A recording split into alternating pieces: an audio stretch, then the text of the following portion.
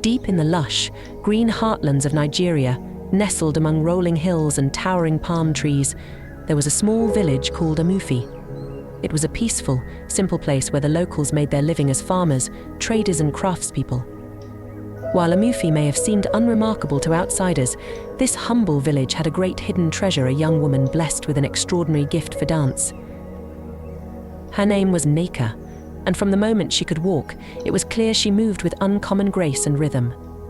As a young girl, Nneka loved nothing more than to spend hours outdoors, swaying and leaping with natural movements in time with the melodies of the birds and rippling streams. Her parents marveled at the raw, artistic talent in their little daughter. It's as if the ancestors gifted her with the spirit of dance itself, her proud father would remark with a chuckle as Nneka twirled past. When she grew a bit older, Nneka eagerly awaited any opportunity in the village to showcase her skills through dance. Whenever there was a festival, ceremony, wedding or celebration, Nneka lived for the moments she could take center stage. As the beating drums filled the air and the crowd clapped in rhythm, Nneka would emerge looking almost ethereal in her bright traditional dress and beaded jewelry. She would smile shyly at first, then close her eyes and begin to move with the music. It was as if she underwent a magical transformation. All eyes were transfixed on the slender, graceful lines of Nneka's body as she leapt, spun and swayed with utterly captivating precision and expression. Her arms waved and undulated like graceful willow branches as she told stories through her movements. Nneka's dancing spoke of the cycle of life, human experiences, great loves and struggles. She danced the motions of planting and harvesting crops in the fields. She danced the joys and heart-aches of courtship between young lovers. She danced tales of great hunts, battles between ancestral tribes, and families being torn asunder. When Nneka danced, she embodied the very essence and soul of her people. Watching the young dancer's energetic yet controlled movements, one could scarcely believe such talents existed in a human form.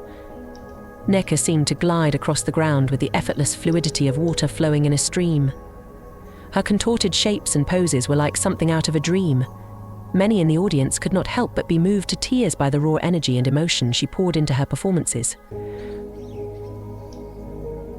When Nneka finished a dance, she would slowly blink her eyes open again, chest heaving with heavy breaths as the realization of rapturous applause washed over her.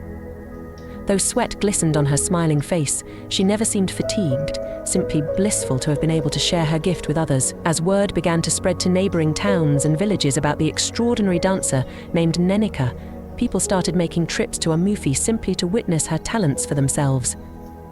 Whether she danced at a child's naming ceremony or a grand harvest festival, Nneka had the incredible power to captivate any crowd with her mesmerizing movements and pure emotional expression.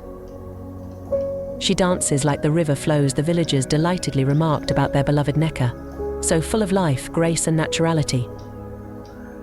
By her late teenage years, Nneka had become nothing short of a local celebrity. Her fame as the most gifted dancer in the entire region was undisputed. However, despite her widespread reputation, Nneka stayed remarkably humble and centered. Dancing was not about earning accolades or building an ego for her.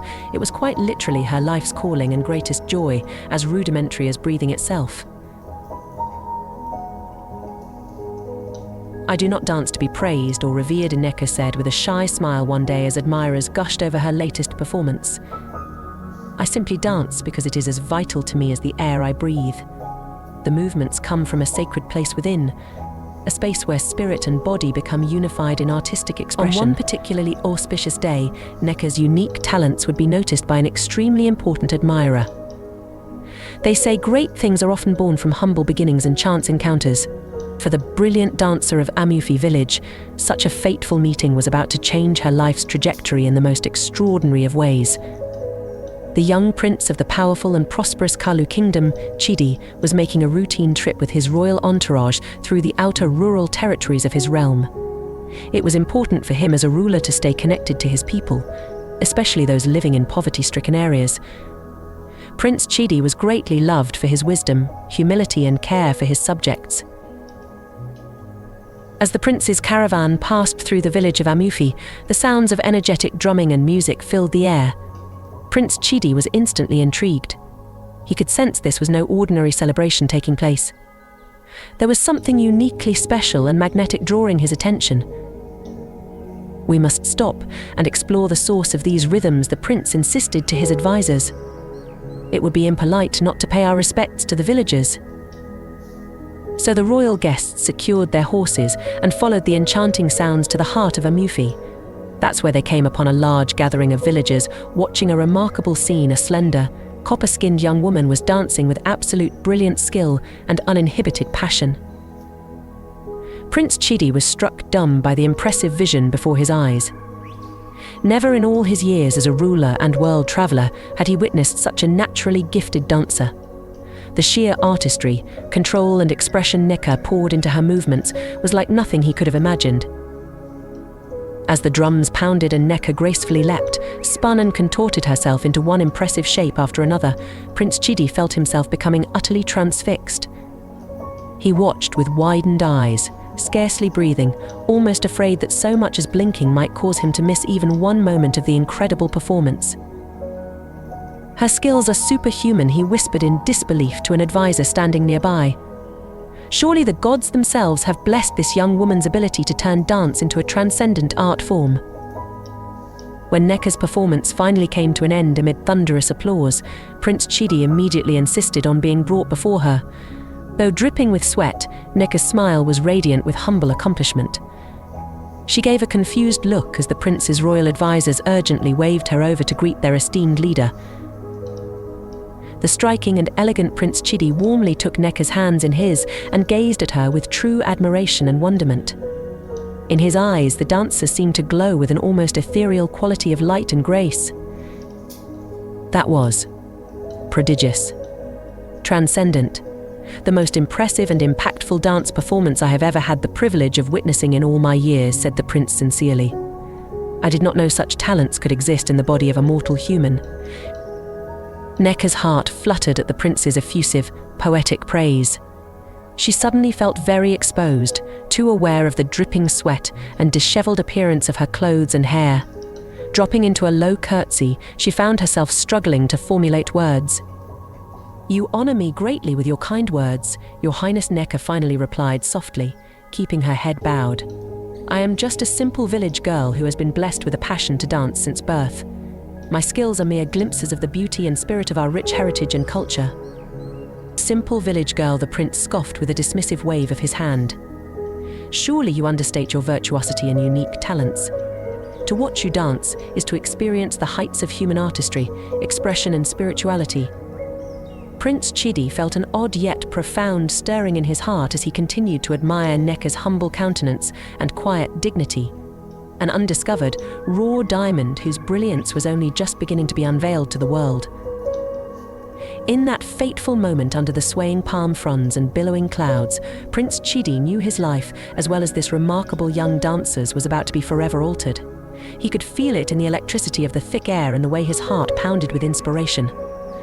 This Nneka was someone whose gifts were too invaluable to remain hidden away in a remote village any longer. In the weeks following his visit to the small village of Amufi, Prince Chidi found his thoughts constantly drifting back to the remarkable young dancer named Nneka. No matter how he tried to immerse himself in the responsibilities of ruling his kingdom, images of her graceful, impassioned movements kept replaying in his mind's eye. He saw her arched back and extended arms as she leaned into a deep back bend, flexible as a reed in the wind. He envisioned the joyful abandon on her face as she leapt powerfully through the air, limbs extending in endless lines of elegance. Most of all, he remembered the look of pure, serene bliss that came across Nneka's features whenever she closed her eyes and became utterly at one with the rhythms guiding her dance. "Did you witness the village dancer's skills as I did?" the prince asked his advisors one evening over a ceremonial tea. "I have traveled all corners of this realm and beyond, but never have I encountered such a naturally gifted artist. Her very movements seemed to emanate from the energy of the earth and heavens themselves." The older advisors gave respectful nods, recognizing the awestruck tone in Chidi's voice. They had indeed seen Nneka's spellbinding performance in the village that day. However, in their veteran statesmanship, they could not quite fathom what had captivated their beloved prince to such a degree about this peasant girl's dancing abilities. She is remarkably talented for one of her modest stations. That is true, Bakari, the eldest advisor replied delicately. However, I am certain you have witnessed far more impressive professional dancers at the royal theatres and celebrations within the palace itself over the years. Prince Chidi shook his head adamantly, unable to shake the image of Nneka's lithe, impassioned figure from his thoughts even for a moment. You misunderstand me, my wise friend, he said insistently. This dancer's skills transcended anything taught by human choreographers or instructors. When Nneka danced, it was as if she was the very embodiment of our ancestral spirits awakened in physical form. Her art conveyed the stories and souls of our people through expressions purer and more impactful than any words. The prince paused and sipped his tea thoughtfully. In truth, I have never felt so mesmerized and emotionally stirred by any performance in my life until witnessing this village girl's gifts that fateful day. It shook me to my core in a way I cannot accurately describe. Bakari and the other advisors traded sidelong glances, somewhat bewildered by the uncharacteristic wistfulness and passion coming from their typically stoic and level-headed prince. They had never seen Chidi so ardently impacted and enraptured by something or someone before in his life. Over the next few days and weeks, it became clear to all that Prince Chidi had become utterly spellbound by the memory of the village dancer Nneka's performance. He found himself constantly meandering in a private daze, replaying every graceful movement, every wraith-like spin, every expressive arch of her back in his mind. When Chidi's reverie was not consumed by admiring Nneka's skills, he also frequently pondered the mysterious depth and ancient soul he had glimpsed behind her warm yet unassuming eyes. There was something powerfully captivating and yet utterly unassuming and humble about her very essence and quiet presence. To the bewilderment of his advisors, Prince Chidi began making unusual requests and decisions that seemed rather out of character for the traditionally diligent and focused young ruler. He commanded that all matters of less urgent state business be paused indefinitely so he could take a vision quest to meditate and reflect in solitude. For several weeks, Chidi remained isolated away in a remote hunting tent, immersed in prayer, fasting, and long bouts of intense meditation and contemplation. His advisors began to worry about the prince's peculiar behavior, fearing a spiritual malady or omen had overtaken their leader's psyche. Never before had Chidi seemed so distracted and disinterested in affairs of the kingdom. However, when the handsome young prince finally emerged from his solitary retreat, his advisors were shocked by the renewed intensity of focus and conviction shining in Chidi's eyes and carrying his regal stance. It was as if he had not only rediscovered his intense sense of purpose ... but perhaps even found an entirely new one worth upholding above all else. Send word that I shall be departing on a journey at once, Prince Chidi commanded his advisors with an air of certainty and intent that brooked no argument. Make all the preparations necessary and have only my most trusted advisors and armed escorts accompany me. This shall be a pilgrimage of great importance. The bewildered elders agreed and set about handling the prince's mysterious orders with haste and discretion. Within 2 days' time, they had assembled a robust yet low-profile travel party stocked with supplies, money pouches overflowing with riches, and of course Prince Chidi's most elite guardsmen. No one dared question where exactly their noble ruler's intentions were as their large caravan departed the palace gates and meandered slowly through the dusty rural roads. Chidi merely gave them a steely glance whenever his directions were probed, daring any advisors to undermine his resolute sense of mission and purpose. It wasn't until nearly a fortnight of travel later, as the ornate carriage jostled into the humble village of Amufi once again, that Bakari and the other royal advisors finally understood where this important pilgrimage was bound. Their eyes widened in disbelief as the familiar thatched roofs and swaying palms of the peasant village emerged around the crest of a hill. You cannot be serious, my Prince Bakari gasped, the pieces finally falling into place. This is about that dancing girl again, is it not? For the first time in weeks, an almost giddy smile brightened Chidi's regal features, giving his face a look of boyish contentment unusual for the poised and disciplined ruler.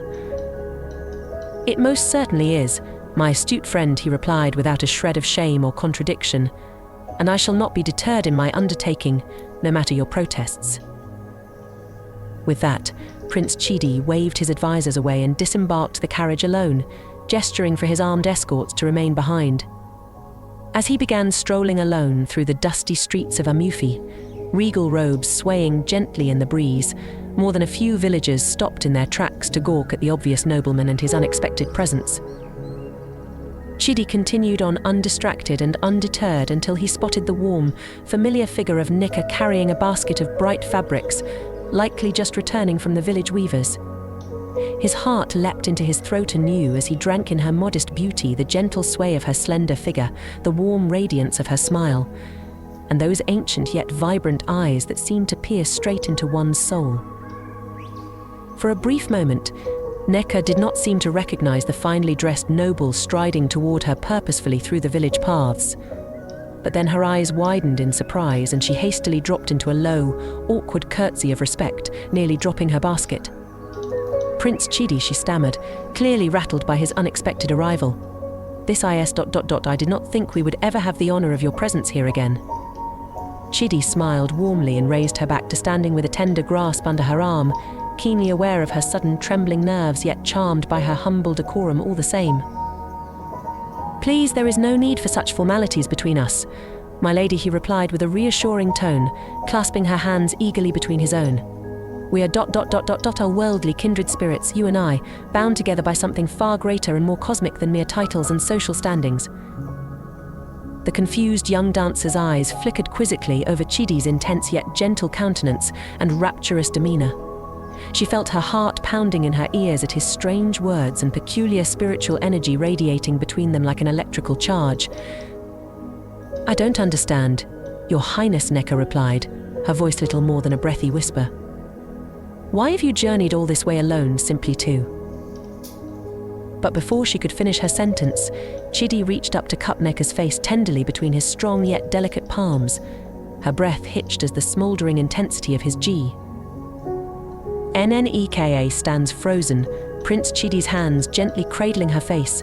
She stares up at him with a mixture of wonder, confusion and breathless anticipation.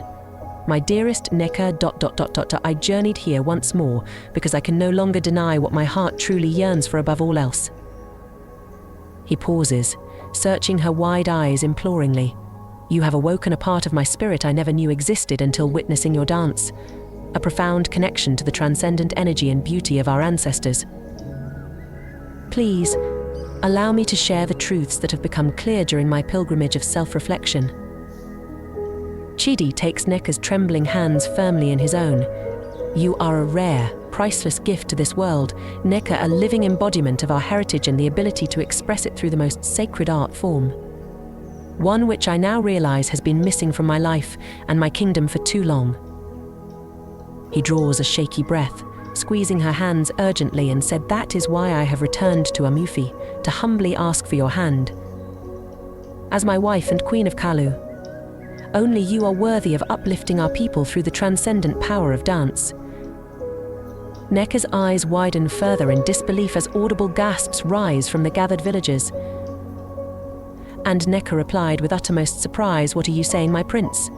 A queen? I am fully aware of the unconventional nature of my request, but I speak nothing but the truth from my heart and soul, Nneka. Please, say you will do me the greatest honor of becoming my wife and sharing your precious talents." Nneka stares at him, utterly at a loss for words, and they spoke with each other as they walked down to Nneka's hut. It was time for Nneka to journey to Kalu Kingdom. The journey from her humble village of Amufi to the grand palace of the Kalu Kingdom was like something out of the dreamlike folktales Nneka's grandmother used to spin by the crackling fire each night. One morning she was simply an unremarkable peasant girl going about her daily chores and chores. The next, her life had been upended into a world of extreme privilege and royalty she could scarcely fathom. As the royal caravan's ornate litters and carriages jostled over the dusty roads, Nneka struggled to get her bearings. She sat clutching her few belongings bundled in a simple sack, eyes wide with wonder and confusion as she took in the sights of lush forests, winding rivers and settlements grander than anything she knew. Village after village they passed looked almost magically prosperous compared to the simple huts of Amufi. Nneka watched with rapturous amazement at bustling markets, artisan craftsmen, and pristinely maintained roads and buildings she had only heard elders speak of in fabled tales. This was an entire world outside of her tiny sphere of existence back home. Prince Chidi remained steadfastly by Nneka's side throughout the journey, clearly savouring her childlike awe and innocence at experiencing such new splendours.